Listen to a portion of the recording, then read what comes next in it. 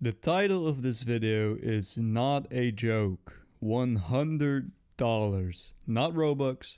Dollars. As you might know, Roblox developers have the ability to make their games cost Robux. An example of this is Deepwoken costing 400 Robux. Developers make their game cost Robux because the game could be high quality or is in early access. However, the maximum a Roblox game can cost is only 1000 Robux, which translates to around $10. So how did this game manage to cost $100 and how did I get access to it? The game in question is Ninja, a roguelike similar to Rogue Lineage and Deepwoken that has been in development for a few months now, and you're able to become a tester for the game for just $100. However, with that tier you get access on wave 0 and who knows when that is. For $200 you can get access to the game right now, so really it costs $200, but let's just say $100 to keep things simple. Okay, $100 to get access to the game. So how did I get access to it? Because obviously I'm not going to drop $100 on this game just to make a video about it. Well, let me tell you a little something about subscriber counts. I basically got access to the game because I said I would make a video about it, which I mean, I'm doing that right now, so I don't know why I'm making it sound like I committed some sort of crime, but yeah, that's basically it. It did, however, take a couple of attempts to actually get someone to respond, but after that I managed to get my access. So what is the game like, and is it really worth $100? Now, I do understand that the game is in its early development stages, so of course it'll be a work in progress, but $100 is the value the developers have assigned this game. So I will be looking at this game as if it is a $100 game. To get you to understand how much $100 is for a game, this is Breath of the Wild. See how beautiful it looks? $60. That is $40 less than this game is worth, according to the developers. Anyway, let's take a look at this game. First of all, what is this game about? Like I mentioned before, the game reminds me a lot of Rogue Lineage and Deepwoken. If those games somehow don't ring a bell, then first of all, I'm sorry that you've never experienced a good Roblox game before, but they're basically games where you traverse around an open world, kill NPCs for XP and items, and build your own character with different abilities and stat points. One of the more original and defining aspects of these games is permadeath, meaning that when you die, you lose your character forever and you'll have to start over. Now this game, Ninja, is supposed to have permadeath, but we'll get into that later in this video. Anyway, open world game. Ninja is also partly based on an anime called Hell's Paradise, so I took the courtesy of watching the entire anime with a friend before even playing the game. Bro, Paradise shit. Oh no, death counter! Let's just say that it probably wasn't necessary. I see a person down there. Hold on. That's a character from the show. Oh, what are you doing here? Young one, what brings you? She does not talk like that in the show. Jesus Christ. This is not ideal GUI scaling. Bro, Yumiko does not talk like this in the show. Oh my god. Okay, the map. It leaves much to be desired. It's currently very repetitive and bland. There are a couple of buildings scattered across the map, but they don't really make up for the tiring sight. Besides, I'm a bit confused on the style they're going for, since this is what most of the map looks like, kind of medieval old Japan. But then a couple of blocks away it suddenly looks like this.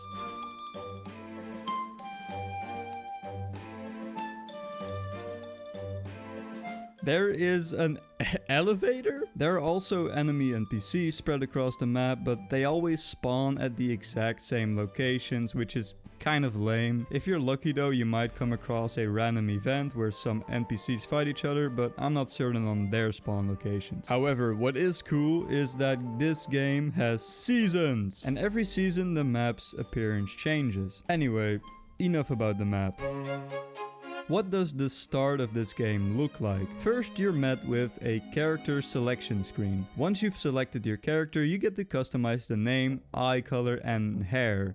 At least I think you can change the hair. My character didn't let me add hair, but I'm guessing that's because of my clan or something, since I did see other players with hair. After that, you get to choose your starter weapon. Personally, I went with the Tachi since it seemed like a pretty middle ground weapon. And finally, you can see your element and potentially change it. And there are also karma modifiers, karma being points you get when your character goes through permadeath. You can use these points to get upgrades on your future characters, but like I said, I'll get to the permadeath later. Let's move on to the game's movement. Good movement variety is important in these kinds of games, especially with the terrain you're given. And Ninja actually has pretty decent movement. Although it does feel a bit clunky at times, the options for navigating around are pretty diverse. You have a lot of options when it comes to scaling walls. I mean, doesn't this just look cool?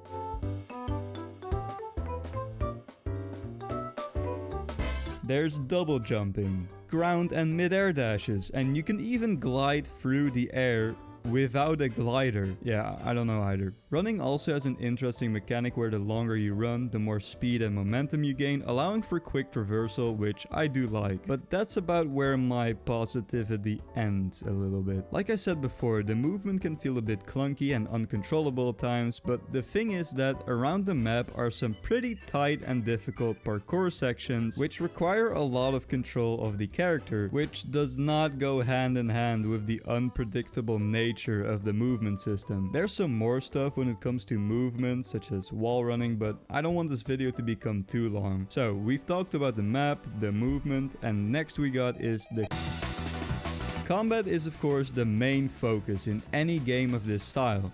We have two kinds of combat, player versus environment and player versus player. Let's begin with PvE. Since I played the game with the basic sword, I'll go off of that. The base moveset has some pretty interesting features. Firstly, we got basic swings like any other roguelike and a parry system to go along with it. Pressing F with perfect timing will parry a swing, and if your timing is off, you will block it instead. Blocking too much will fill your posture bar up, and once this is full, you will get stunned for like 2 seconds. You can feint with the left mouse button, where a fake version of yourself appears doing the attack but no damage. This can potentially throw your opponent off and allow you to get some hits. Pretty basic so far, but the base moveset also has a counter. Yeah, a counter. I'm not sure why, but I haven't seen this done before. To counter, you have to press X. If someone hits you during that short period, they get stunned and you can get some free damage in. You're also equipped with critical attacks, both a ground and an aerial version. These can do some serious damage, but have a long wind-up, allowing for a small window where opponents can hit you easily. When you're in the air and click, you do a dropkick, which is a pretty funny addition. There's also apparently a rush move, which I haven't really figured out how to do. It was said that you can only use it in combat, which I tried, but pressing the button didn't do anything. The game also has a few built-in features handy for chasing NPCs or players. When you run behind someone for long enough and attack, you'll automatically be pulled towards the person and get a free hit. If only the strongest battlegrounds had something like this to stop runners. Also, this is a bit off script. I haven't written this down in the script, but there's also special moves that you can get or craft. I'm not sure, but I've seen other players use them, and I'm guessing the way to get these is to like go to your trainer, which I haven't really talked about. There's like trainers around the map for your element and your weapon, but I couldn't really figure out how to do them. But I mean, I've seen like a few of these moves, and you can't tell me this looks exactly like this Sky Snatcher move from the strongest battlegrounds. I don't know, man. Maybe that's just me. Okay, let's go back to the script. I'm going off topic. Okay, I said I was going to talk about the PvE, so let's do that. Like I stated before, the NPCs always spawn at the same locations. This is probably because the game is still in development, but it's still just kind of meh. But despite that, the AI is surprisingly good. The NPCs can feint, counter and parry you, and they will follow you around even if the terrain is hard to navigate through. Fighting a group of NPCs is even more advanced, as the NPCs will communicate with each each other to get you stuck in combos. One NPC will start attacking you while the others stay back, and once you get knocked back, another NPC will go for you. This whole system is pretty advanced and makes it fun, but also challenging to fight NPCs. As for PvP, I personally haven't got that much experience with it, as the player count remains small with the tiny amount of people that currently have access to the game. So when I joined to record, there was only one server open where I had like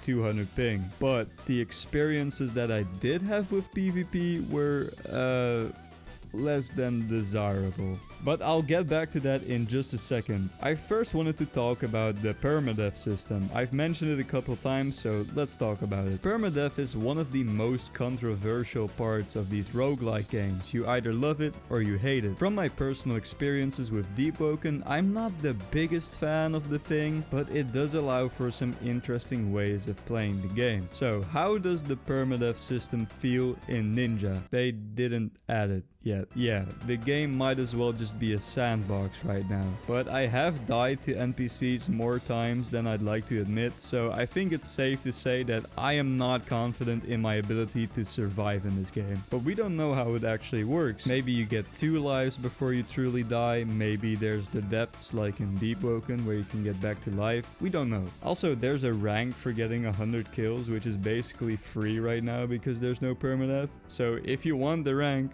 now is your chance. It'll just cost you 100 bucks. This is off script again, but there's this whole phenomenon with Roblox games trying to be like Deepwoken with this permadeath system, and people call it rogue lineage syndrome or something. It's like these games, they don't need permadeath, but they just really want to be, I don't know, interesting because of it. Anyway, that's like, I don't know, I just wanted to mention that.